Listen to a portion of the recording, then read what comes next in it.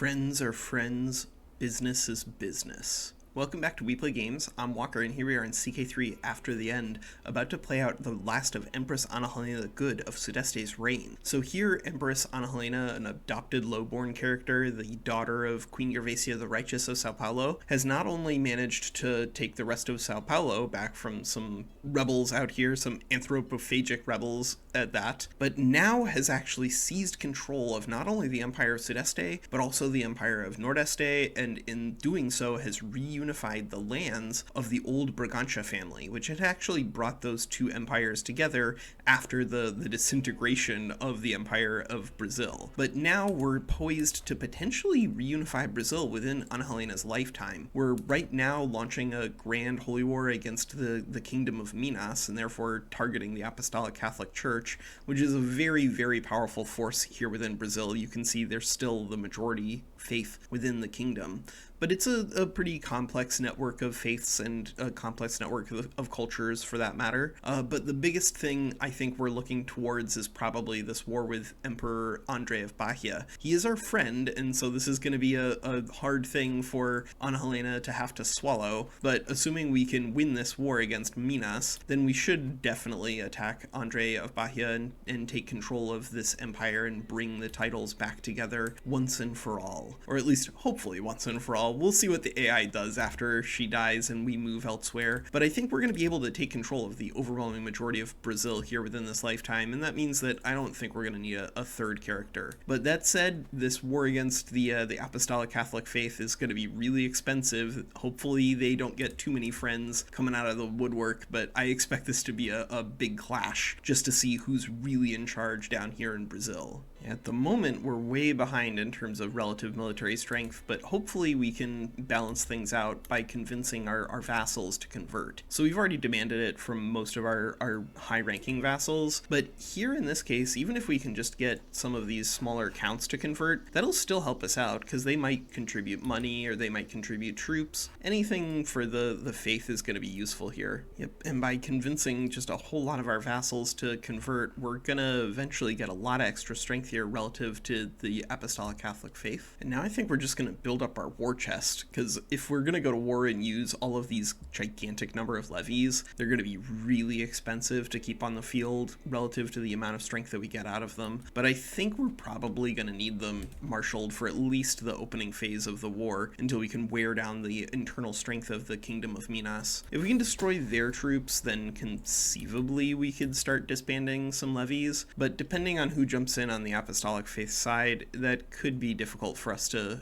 maintain long term. And there are just a lot of smaller guys who are jumping in on the Apostolic Catholic Church side, which means, of course, they're going to have access to a lot of knights. That's the real danger that we're going to be facing down. We have a lot of troops, but they are going to have a lot of champions. The time has finally come to consecrate the grounds of Minas with the blood of the infidels and claim this land for the glory of Master Diodoro. Alright, so the grand holy war here is finally firing, and of course this is going to be a big fight, 56k versus 53k, so anybody really could win this, but we took the liberty to pre-mobilize about a month ago, and that means that we are going to have the drop on some of these crusaders. Hopefully we can turn that into a little advantage up front, destroy some of their stacks, and then see where we go from there. But we don't have the Holy Order. The Holy Order is on their own, so they're going to see what they can get done without us. And just as when we attacked Nordeste, we're going to have to be pretty careful to manage our supplies here, because we don't want to take the foot off the gas when it comes to attacking the Crusader troops. But if we split our troops up just a little bit and station them in farmlands near our castles that we're besieging, hopefully we can simultaneously screen the enemies out while also making progress on our sieges. It looks like they're going to be able to take out some of the Crusaders while we're out here sieging things down, but given that we're strong enough to win this war on our own, hopefully, I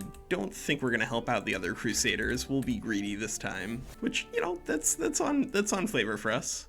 All right, let's take this big fight here in the farmlands before the Crusaders get a chance to pull all their troops together. Oh, looks like their main stack got away, but that meant they abandoned 5,000 troops to their doom. That's the way we're gonna have to engage them here, because there's just so many troops on both sides. 50,000 on our side, 51,000 on their side. Oh yes, we caught 19,000 troops in a little battle down here. That's exactly what we're looking for. And it looks like they are gonna trickle troops in to fight against us.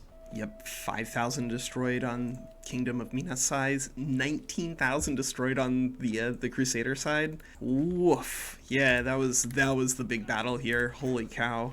And now we're just pulling them in one at a time because they keep seeing that there's a battle going on and then trying to reinforce. If you can get them to do that, that's even better than trying to defeat them with supplies, but it does rely on the AI, identifying battles incorrectly. But I think now our supplies are starting to get a little low, so we do want to go ahead and recoup just a little bit. Our money supply is high enough that we can afford to do this for a short period of time, not forever, but if we want to make sure that we win this fight, we want to make sure that our supplies are better than our opponents. All right, let's see if we can end this war here with this big battle. So we're going to target these guys down here inside of Divinopolis and then send in stacks one at a time, and hopefully that war will be enough for us to win. Well, it looks like we've actually scored the max war contribution we can through battles, so we're going to have to siege some things down here. But, fortunately we got a colossal number of trebuchets, so hopefully we can chew this down. Yeah, 5 months, and then hopefully that should be it when it comes to this victory. All right, there it is. Looks like 22 months and this war should be over. That was pretty dicey there at first, but the most important thing when it comes to winning these Grand Holy Wars or anything where there's just a lot of troops on the enemy side, you want to make sure that A, you're prioritizing your access to supplies, and B, that you're trying to take fights against the enemy whenever they present themselves to you. And now we've installed our sister, Queen Lysandra, as the new Queen of Minas here. Now, if she ends up dying, then we should inherit her titles unless she manages to adopt somebody in the meantime. But if she does, we might go ahead and declare a forced vassalization war against whatever kid she adopts in the meantime. But now, given that we've beaten them in Minas, I think it's time for us to go on the warpath against what remains of the Apostolic Catholic Church here. So we're going to begin that by just kicking this off and attacking Rio de Norte. Now, they are Celestism rather than the Apostolic Catholic Church, but given that the Celestist faith tried to take control of Paraná from us, I think it makes sense that we're going to go ahead and declare this little vassalization war here. And of course, they are part of our nominal kingdom here inside of Brazil, so let's do it. Oh, the war ended inconclusively because she died. Well, we'll come back for the next target, I suppose. I don't want to attack another character and have them just die on us, so let's find somebody who's a little easier to attack without having them kick the bucket on us. You know what? I think it's time that we actually put friends are friends, business is business to the test. Let's just go straight for Bahia. We take control of another empire title. That'll be really good for us in terms of scaring some of these other guys. And of course, just get us a little more military strength in comparison to somebody else. Hopefully we can convince Minas to join our kingdom. It's still really difficult to offer a diplomatic vassalage to a queen, but Andre, he's just a friend, not a best friend, and this is business. So let's take the Empire of Bahia title. It appears Andre is taking to the river here and trying to march up into our hinterlands. It's a little annoying because it means that our troops are going to have to reposition to fight them, but I think it should be something all right for us long term.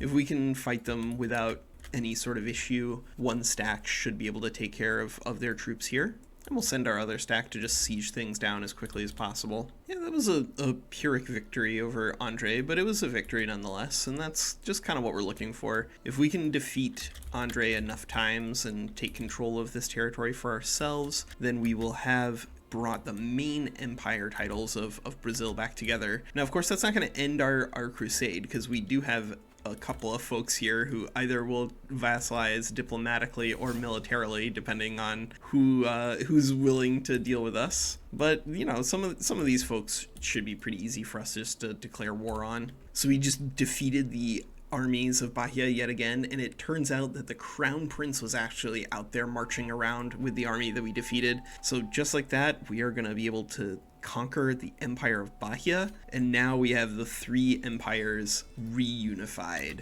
Oh no, somebody has murdered Prince Wendell. That's annoying, but fortunately we do have some other kids to throw around at problems out here, including now Princess Lorena of Sudeste, who's almost certainly going to be our heir. We've positioned her very well. She's got genius. Hopefully once we move on that they can do some good things with that character. But the current issue that we are dealing with is that having now conquered a whole lot of Apostolic Catholic faith provinces, now some of these powerful rulers are trying to move in the background and demand independence. So we're gonna have to crush those guys, and then hopefully things will stabilize internally, and Empress Ana Helena can continue to expand her borders, take control of this Espirito Santo particularist Catholic Church kingdom all the way out here. Yep, you want freedom, you shall have it in death.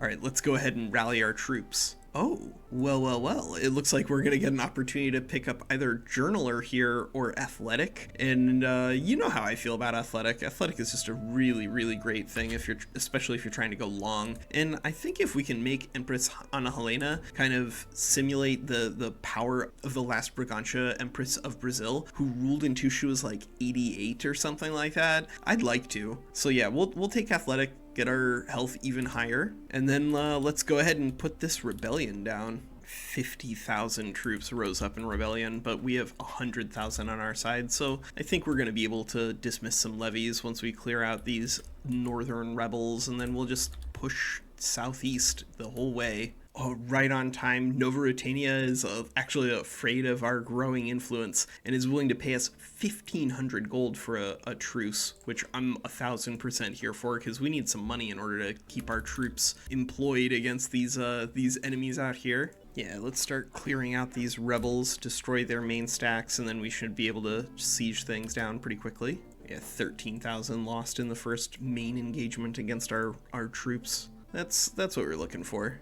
All right, we have defeated the rebels. That was quite the internal battle. Really, really tough for the Apostolic Catholic Church to be rising up like that, but we defeated them, and now we can go ahead and do a little bit of internal redistribution. This is the nice outcome, right? Anytime people rebel against you and you get the opportunity to revoke some titles, maybe give some land to some of your other kids, or just co-religionists, it can make you stronger long term, and that is what we're going to be aiming for. You know, we got the cash. Let's go ahead and replace our trebuchets here with bombards. So we did research bombards. These guys, of course, are just going to blast through any sort of walls that are raised against our troops. And they're effective on fort level 30, so that'll actually help us chew through any Regiopolises that decide that they're going to resist us. You can see that even the capital of our best friend and sister here, Lysandra, is only a size 25 fort, so the bombards will do a lot of work once they're staffed up. Alright, let's go ahead and try to force vassalize Rio Grande do Norte again. This time, we're not going to mess around. We're just going to use a whole bunch of levies and see if we can siege them down ASAP. It'll be expensive in terms of gold, but I think we want to get this thing done, and we don't want the ruler here dying yet again. Yeah, and these bombards are just going to make very short work of any outlying territories out here. Very quick sieges, 2 months here on a size 10 fort. Should be pretty easy for us to win this, and hopefully we can do it before the enemy dies. Yep, there we go. Sieged him down. That's the power of bombards. Excellent. But you know, if friends are friends and business is business, we're going to have to go ahead and seize control of the Kingdom of Minas. We've tolerated the independence of our sister as long as we could, but now she's changed the inheritance laws to be male-only seniority, and given that she's at minus 700 gold, I think we got to go ahead and seize control of the kingdom for ourselves. So let's claim the title, and then we're going to go ahead and declare war. This is going to be quite a betrayal from Lysandra's perspective, but you know, we're on a goal, we're on a mission to reunify Brazil, and she was standing in the way, so unfortunately that's the way it goes sometimes. Alright, there we go. We've reduced the Kingdom of Minas, and now we get to take control of that title. We'll probably give it back to our sister. It's just we didn't want our territory inheriting away from us, and of course now Sudeste is looking a lot beefier. and we can even restore the Brazilian Empire. This is exactly what we're looking for. All right, let's go ahead and restore the Brazilian Empire. And now, after almost 100 years of waiting, the Francia dynasty is now in control of Brazil. That is exactly what we're trying to put together here. Now, the Kingdom of Espírito Santo has actually moved over to being Architecturalist instead of its apostolic faith or particularist faith that it had been following. But unfortunately for King Miguel, it's still not going to be strong enough to resist us here. And I think, given that they are currently in a civil war, this is an opportunity for us to start attacking them, reducing their territory, and then from there, eventually, they'll get small enough that we should be able to do a forced vassalization war on them. So yeah, let's just seize de jure duchies and see where we can go from there. All right, so due to the Undaunted Colossus event, we did actually pick up a claim here on Pernambuco. So let's go ahead and just press our claim there and see if we can clean up the rest of these borders before the end of Empress Ana Helena's reign. Now, she's 64 and she's still in great health, so the end of her reign might be a couple of decades away. But if we do take control of all this territory really quickly, we might do what we did with the Banda Juventude and just move on whenever we're in an interesting position. Oh, speaking of the Banda Juventude, it looks like there's a war right now between Patagonia and Chile. And Chile, being as powerful as they are, it looks like they're going to be able to win that little war despite not being an emperor. Boom. Just destroyed the army of Pernambuco on the field, and because we captured the air, we're going to go ahead and be able to win this war without even having to use our siege weapons. That is perfect. Let's go ahead and press our claim on the Kingdom of Espírito Santo. We'll take that kingdom title, then of course, because they're so weak, we should be able to go ahead and vassalize any of the Architecturalist duchies that emerge out of the collapse of this kingdom. All right, we've seized control of the Espírito Santo, and that of course is going to destroy that kingdom title as an independent force here. So now we're just using the claims that Undaunted Colossus is giving us to just rapidly make progress here. Anybody we can attack, we will.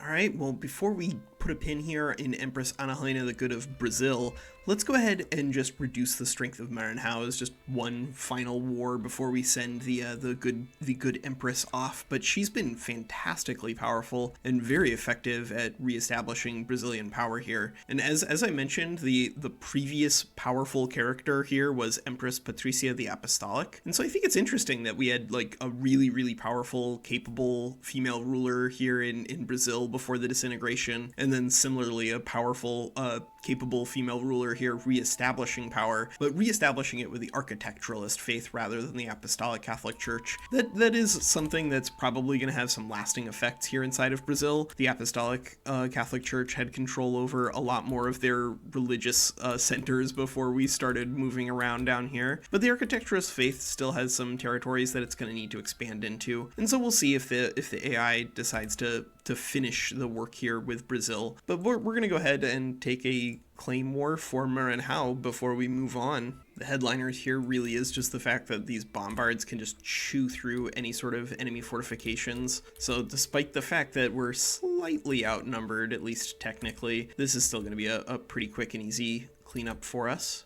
All right, and there we have Empress Ana Helena the Good of Brazil. So as I said, we're gonna move on from here. Like, I don't know how much longer she's gonna live considering her health is now poor, but she does have just like a lot of health boosts from Gym Junkie and Healthy and Veteran Traveler and Athletic. So, you know, in the event that she manages to make it another 15 years, I think I don't want this episode to be 20,000 minutes long. But the Empire of Brazil is restored, and that's what we were looking to do here with this dynasty. And as I mentioned, the Architecturalist faith is just kind of spreading like wildfire here. We'll see if the AI decides to go for Brasilia or Palmas, though I think either of those would be really interesting targets for the AI to move into. But with Brazil now under our control, we can see what happens, and hopefully the empire manages to hold together without human intervention. All right, that's Walker. Take care.